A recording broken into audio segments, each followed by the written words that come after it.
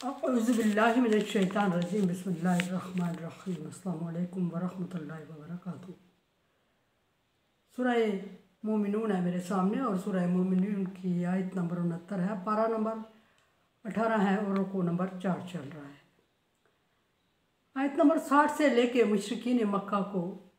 अल्लाह तबारक व तआला चैलेंज फरमा रहे हैं और मुशरिकीन मक्का को चंद एक सवाल पूछ रहे हैं जिनके जवाब मतलब है। मुशरिकीन मक्का की इनकार की वजूहात दरियाफ्त कर रहे हैं और उन वजूहात पर चंद सवाल अल्लाह तबारक व तआला ने छोड़े। नंबर 1 ये कि क़यामत का तबसरा किया और फरमाया कि या अजाब का और उस वक्त उनका रोना धोना और उनको मदद ना मिलना। फिर फरमाया कि उनसे सवाल पूछें कि उनके पास मेरी आयत नहीं आई, और फिर आयत आती रही और उल्टे पांव फिरते रहे और तकब्बर करते रहे और अफसाने और किस्से कहानियाँ कहते रहे। उसको फरमाया कि जब आयत उनके पास आती हैं तो उसमें गौर व फिक्र नहीं करते। क्या उनके पिछलों ने उनको हदायत नहीं की कि उनके पास इस तरह की आयत नहीं आई, वही नहीं आई, पैगम्बर मबूस नहीं फरमाए, वही नाज़िल नहीं हुई उन पर। अब आयत नंबर 69 में अल्लाह तबारक व तआला पूछ रहे हैं कि अगला सवाल है कि लम यारिफून रसूलहुम, क्या वो अपने रसूल को पहचानते नहीं हैं, यानी नबी सल्लल्लाहु अलैहि वसल्लम को पहले से जान पहचान नहीं है उनकी कि वो नबी को झूठा, पागल और मजनून और अपनी तरफ से बनाई हुई बातें इस तरह के इल्ज़ामात नबी को दे रहे हैं। क्या इससे पहले नबी मबूस होने से पहले जो 40 साल आप सल्लल्लाहु अलैहि वसल्लम अहले मक्का के पास रहे, क्या इस तरह का कोई रिकॉर्ड नबी सल्लल्लाहु अलैहि वसल्लम का उनके पास मौजूद है? जो अभी ये नबी सल्लल्लाहु अलैहि वसल्लम का इनकार कर रहे हैं और उसे झूठा और मजनू और पागल और दीवाना और पता नहीं जो अलकाबात अपनी मर्ज़ी से दे रहे हैं, क्या इनमें से कोई भी ऐप उस नबी में पाया जाता रहा है? बल्कि आप सल्लल्लाहु अलैहि वसल्लम तो बासत से पहले, नबुव्वत से पहले मक्का में सादिक और अमीन के नाम से मशहूर थे। हजर अस्वद का वाक़या आप सल्लल्लाहु अलैहि वसल्लम के साथ ख़ास मंसूब है, हालांकि अभी आप सल्लल्लाहु अलैहि वसल्लम नबुव्वत पर सरफराज नहीं हुए थे, तो भी लोगों का इस कदर पुख्ता यकीन था आप सल्लल्लाहु अलैहि वसल्लम पर और लोग आपको सादिक और अमीन कहते थे और जो बात आप सल्लल्लाहु अलैहि वसल्लम कह देते थे उसको हक और सच मानते थे। लेकिन अब क्या हुआ कि जब अल्लाह तबारक व तआला ने दीन भेजा और दीन उनके पसंदीदा शख्स जिस पर यकीन कर रहे थे उसके लिए उस पर नाज़िल फरमाया, कुरान नाज़िल फरमाया, आखिरी शरीयत नाज़िल फरमाई। और इस शरीयत के बारे में भी वो बहुत अच्छी तरह आगाह थे कि उनकी पहली किताबों में इसका ज़िक्र मौजूद है कि आखिरी शरीयत आएगी और नबी सल्लल्लाहु अलैहि वसल्लम का भी ज़िक्र मौजूद है कि एक नबी आएगा जो क़यामत तक उसका दीन चलेगा और क़यामत तक के लोगों के लिए मिशल राह होगा और लोग उस पर ईमान लाते रहेंगे उसकी मौजूदगी में और उसकी गैर मौजूदगी में। यह सारा इल्म उनके पास था और नबी सल्लल्लाहु अलैहि वसल्लम में वो औसाफ भी वो अच्छी तरह समझ और पा रहे थे।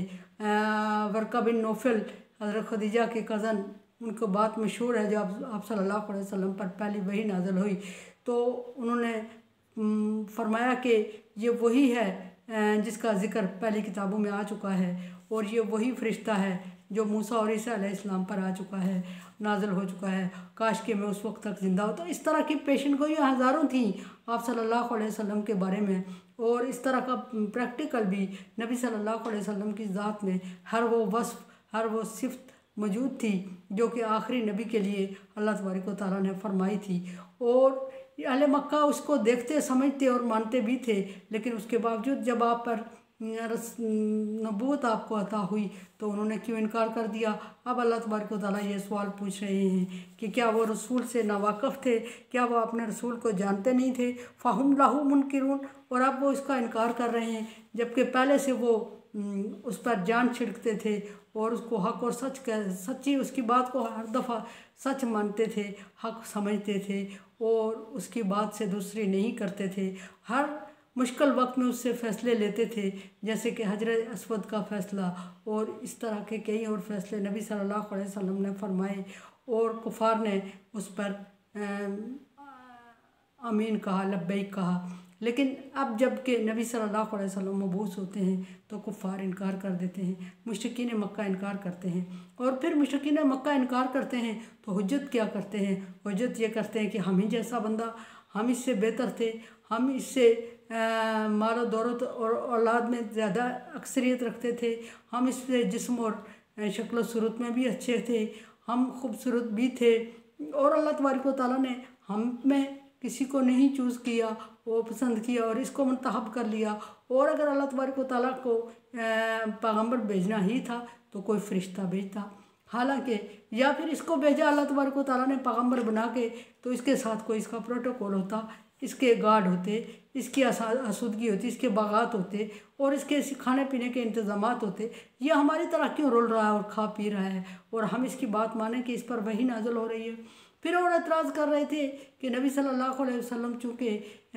लिखी हुई कोई किताब जो तहरीरी तौर पे आप सल्लल्लाहु अलैहि वसल्लम के पास मौजूद हो, जो इनको दिखा सके, ऐसी कोई किताब नहीं लाए। पहले पैगम्बर तो ऐसी किताबें लाए थे जिनके जो लिखी हुई बाकायदा मौजूद होती थी। और अब एक बंदा हम ही में से खड़ा होकर ये कह रहा है कि उस पर वही नाज़िल हो रही है। और फिर दूसरी बात ये कह रहा है कि वो वही, उस पर कोई किताबी सूरत नहीं है, कोई लिखी हुई चीज़ नहीं है, बल्कि ये कह रहा है कि अल्लाह और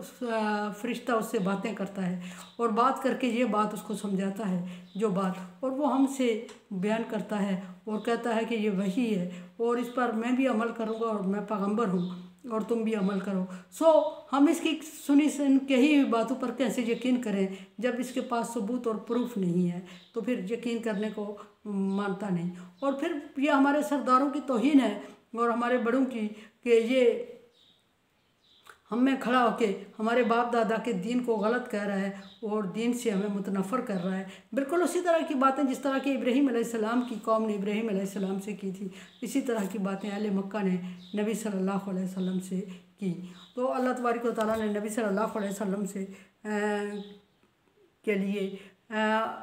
कुफ़ार मक्का को सरजनश करते हुए फरमाया कि कोई नया बंदा तो नहीं आया था, कि जब आपके पास किताब नहीं आई थी, वही नहीं नाज़िल हुई थी, आपकी शरीयत नहीं थी, आप में रसूल नहीं था, तो आप अल्लाह तबारक व तआला से ये शिकवा करते थे कि हम एक बड़ी कौम और हम पर कोई नबी नाज़िल नहीं हुआ, नबी मबूस नहीं हुआ, किताब शरीयत नाज़िल नहीं हुई, सो हम किस पर ईमान लाएँ। जब आप पर नबी नाज़िल फरमाया और नबी मबूस फरमाया, किताब नाज़िल फरमाई और बिल्कुल आप ही की ज़बान में नाज़िल फरमाई और आप ही के अंदर में से वो बंदा मुंतखब किया जिस पर आप यकीन करते हैं, अब होना तो ये चाहिए था कि आपको अल्लाह का शुक्र अदा करना चाहिए था।